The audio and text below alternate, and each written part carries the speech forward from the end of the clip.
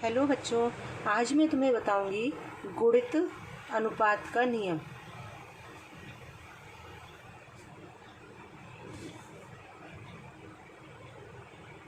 इसे इंग्लिश में बोलते हैं law of multiple proportion.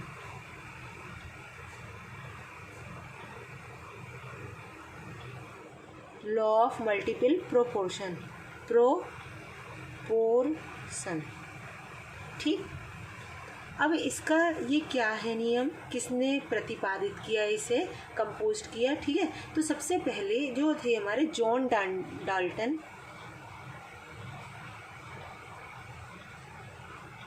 Scientist थे हमारे। मैं हिंदी इंग्लिश दोनों यूज़ कर रही हूँ। जॉन डाल्टन जो साइंटिस्ट थे, उन्होंने इस नियम का प्रतिपादन किया था 1803 में। इस नियम के अनुसार नियम क्या था, तो देखो नियम ये था, पहले मेरी सुनो। जब दो तत्व परस्पर रासायनिक संयोग करके एक से अधिक यौगिक बनाते हैं, तब एक तत्व के समान द्रव्यमान से संयोग करने वाले दूसरे तत्व के द्रव्यमानों में एक सरल गुणित अनुपात होता है। अब तुम लोग बोलोगे क्या बोल गई, क्या सब कुछ समझ में नहीं आया। देखो मैं एक एग्जाम्पल लेके चली। दो तत्व हैं मेरे, कार्बन और ऑक्सीजन। ठीक, कार्बन और ऑक्सीजन जब ये दोनों संयोग करेंगे आपस में, जब दो तत्व परस्पर रासायनिक संयोग करके, देखो कितनी प्रकार के यौगिक बनाएंगे। देखो एक तो CO बन सकता है, कार्बन मोनोऑक्साइड। एक क्या बन सकता है हमारा, CO2 बन सकता है, कार्बन डाइऑक्साइड।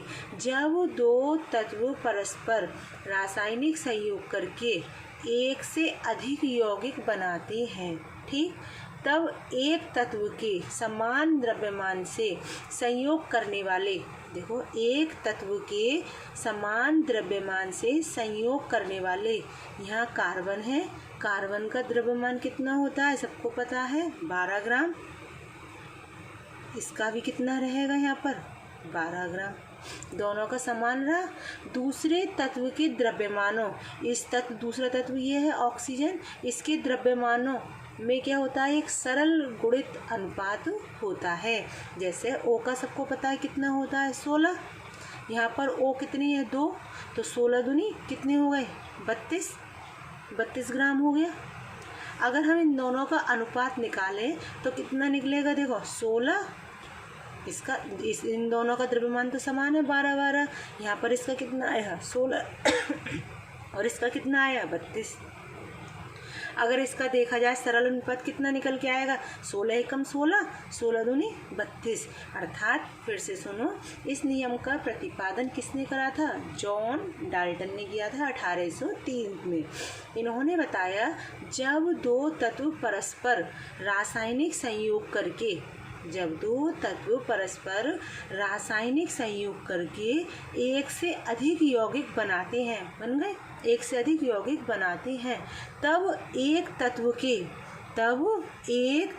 के समान द्रव्यमान से संयोग करने वाले, तब एक तत्व के समान द्रव्यमान से संयोग करने वाले दूसरे तत्व के द्रव्यमानों में, दूसरे, देखो यहाँ पर दूसरा तत्व कौन है, ऑक्सीजन, दूसरे तत्व के द्रव्यमानों में क्या होता है, एक सरल गुणित अनुपात होता है।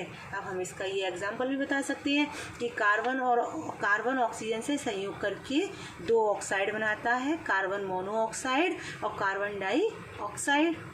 कार्बन का द्रव्यमान यहाँ कितना है, 12, इसमें भी कितना है, 12।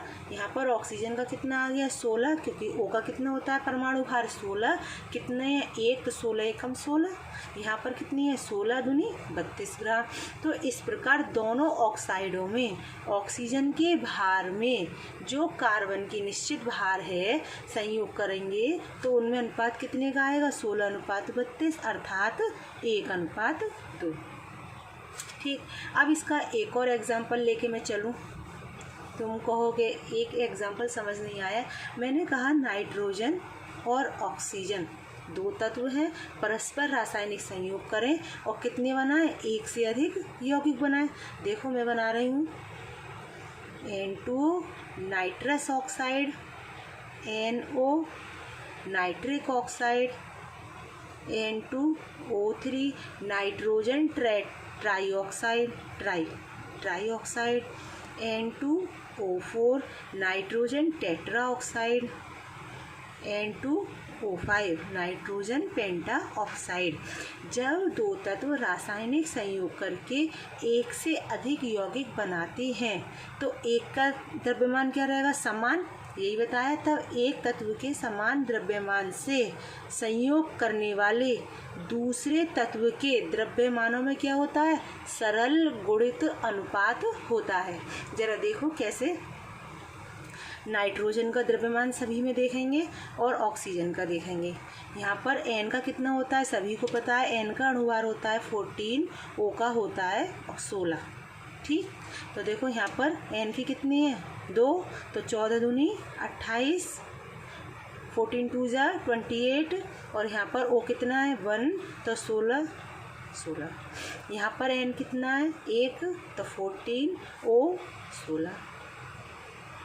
यहाँ पर N कितनी है 2, तो 14 2 जा 28 या 14 दूनी 28, और यहाँ पर कितने हो गए, O के कितनी है 3, तो 16 इंटू 3 कितने हो गए 48।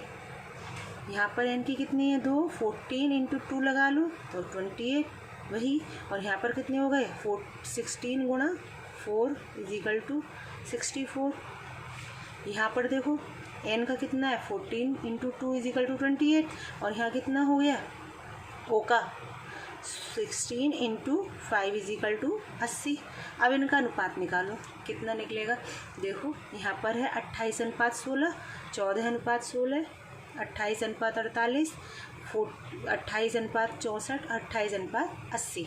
ज़रा देखो अब इसका निकालें तो इसे हम ऐसे कर सकते हैं, 2 से कर दें। तो देखो यहाँ पर ये दोनों गए तो कितना आएगा 14 अनुपात 8, यहाँ पर कितना है 14 अनुपात 16, 8 दूनी 16। अब यहाँ पर फिर वही कर लिया 14, क्योंकि सभी के अणुभार हमने क्या कर लिए, समान कर लिए नाइट्रोजन की। जैसे यहाँ पर 28 है, यहाँ 14 है, तो इनको 14 में कन्वर्ट कर लिया, मतलब 2 से डिवाइड कर दिया। तो यहाँ पर 28, 48 का कितना हो गया 24, यहाँ पर 28 का कितना हो गया 14, और 64 का कितना हो जाएगा 32, यहाँ पर 14, और यहाँ पर कितना हो जाएगा 40। ये हमने क्यों करा, क्योंकि एक के समान द्रव्यमान दूसरे के द्रव्यमान में क्या होता है, सरल गुणित अनुपात। देखो 8 एकम 8 दूनी 16, 8 तीन 24, 8 चौक 32, 8 पंजे 40, एक सरल गुणित अनुपात आ गया।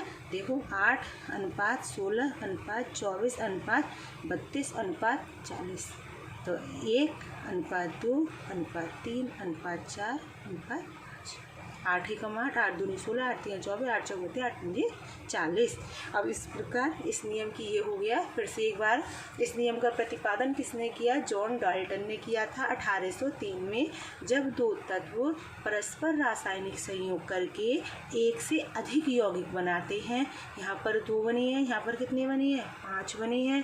तब एक तत्व के समान द्रव्यमान, यहाँ पर 28 था, यहाँ 14, तो इनके सबके द्रव्यमान को क्या कर लिया, समान, हमने 14 में कन्वर्ट कर लिया। तो एक तत्व के समान द्रव्यमान से संयोग करने वाले दूसरे तत्व के द्रव्यमानों में एक सरल गुणित अनुपात होता है। ये दोनों एग्जाम्पल, इसका नाम nitrous oxide, nitric oxide, nitrogen trioxide, nitrogen tetra oxide और नाइट्रोजन पेंटा ऑक्साइड। और इस प्रकार ये नियम हमारा कंप्लीट हो गया।